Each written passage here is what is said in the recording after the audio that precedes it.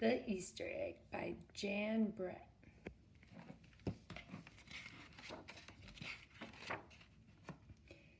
Cheer up, spring is here. Time to start on my first ever Easter egg, Hoppy said. Each year, the bunny who decorated the winning egg got to help the Easter rabbit hide the eggs on Easter morning. Hoppy had been dreaming about being that bunny all year long, and now it was time to get started. Everywhere Hoppy looked, rabbits were working on dazzling eggs. I need an amazing idea, he thought. Hoppy spotted Flora Bunny planting spring flowers in her eggs.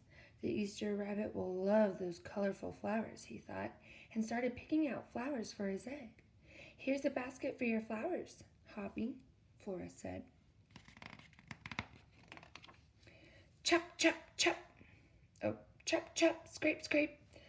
Hoppy spied Buster Birch carving a magnificent wooden egg. I wish I had some wood for my egg, he wished out loud. Here you go, Hoppy, Buster Birch said, and he put a smooth, round piece of wood in Hoppy's basket. Thank you, Buster, Hoppy said. Hoppy was hopping along when the smell of sweetness led him out of the woods and straight to the chocolate egg that Aunt Sassafras was decorating with creamy frosting, squiggles, and bows. Hello, Hoppy, she said, and she put some chocolate squares in his basket. Hippity hop, Hoppy exclaimed. I'll make the Easter rabbit a chocolate egg so sweet it'll make his whiskers tingle. Then Hoppy saw Granny Irony decorating one of her fabulous story eggs. First, she traced a design on the egg with a special tool. Then she dipped the egg in pots of yellow, green, orange, and red dye, adding to the design each time. Hoppy couldn't believe his eyes. I'll never make an egg that beautiful, he told Granny Irony. She smiled. Try, she said, giving him one of her special tools. Hoppy was hoping by Hans Vander Rabbit's garden when he spotted an extraordinary egg. Hans was painting a portrait of the Easter rabbit so real that he looked alive.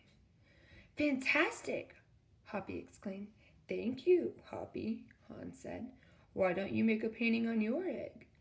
He gave Hoppy pots of paint and a fine brush. He's getting a lot of ideas.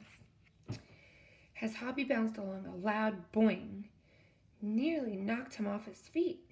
It was a whirling, twirling mechanical egg. Whoa, Hoppy said. That's an unusual egg. Would you like to make one? Roberto asked. Hoppy tried hard, but the harder he tried, the more parts and pieces piled up around him. Thank you, Roberto, he sighed, but I think I better make the egg that is right for me. Hoppy hopped back to the woods and lay down under a tree to think. Making a beautiful egg is harder than I imagined, he thought. I guess I don't have to win. I just want to make an egg I'm proud of. Suddenly, the woods rang with the squawking of birds sounding an alarm. Mother Robin swooped down, calling wildly as if she couldn't decide where to go. An egg had tumbled out of Mother Robin's nest. Inside the perfect blue egg was a baby robin that needed its mother to keep warm until it hatched. A robin. Wait, make sure I didn't skip a page. Okay. Hoppy knew what he had to do. He sat down carefully and covered the blue egg with his soft, warm fur. I'll take care of you the best I can, he whispered. Relieved, Mother Robin chirped and settled down on her other two eggs. Hoppy never left the robin's egg. It was sunny and warm. He carefully turned the egg in its nest of moss. If it was rainy and cold, he kept the egg covered and dry. At night, wild animals passed by. Hoppy crouched down and stayed hidden in the ferns. Often he heard strange noises coming from above, but Hoppy didn't run away. Every day, the rabbits worked on their eggs. tadpoles turned into frogs, buds swelled into leaves, and Easter came closer and closer. Finally, it was time for the rabbits to take their eggs to the glen. They had forgotten all about Hoppy, who was quietly sitting on the blue egg under the tree in the woods. Early the next morning, the rabbits waited for Easter Rabbit. Suddenly, a beautiful wagon rolled toward them out of the mist and stopped. The Easter Bunny stepped down from the wagon and admired the decorated eggs, one by one. "You have brought me the most beautiful eggs in the world, but a very special one is not here," he told them. The rabbits were puzzled. Whose egg could it be? Make a prediction, guys. Whose egg do you think the Easter Bunny is talking about? "Fill my wagon with your wonderful eggs," he said. "When I return, I will show it to you." And he disappeared into the woods. He came back with Hoppy, looking scruffy and bedraggled.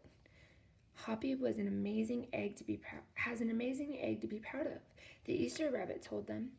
"He has kept Mother Robin's egg warm and safe until her baby bird hatched and she could take care of it." The Easter Rabbit placed the empty blue shell in the place of honor atop the wagon. Now they were ready to go.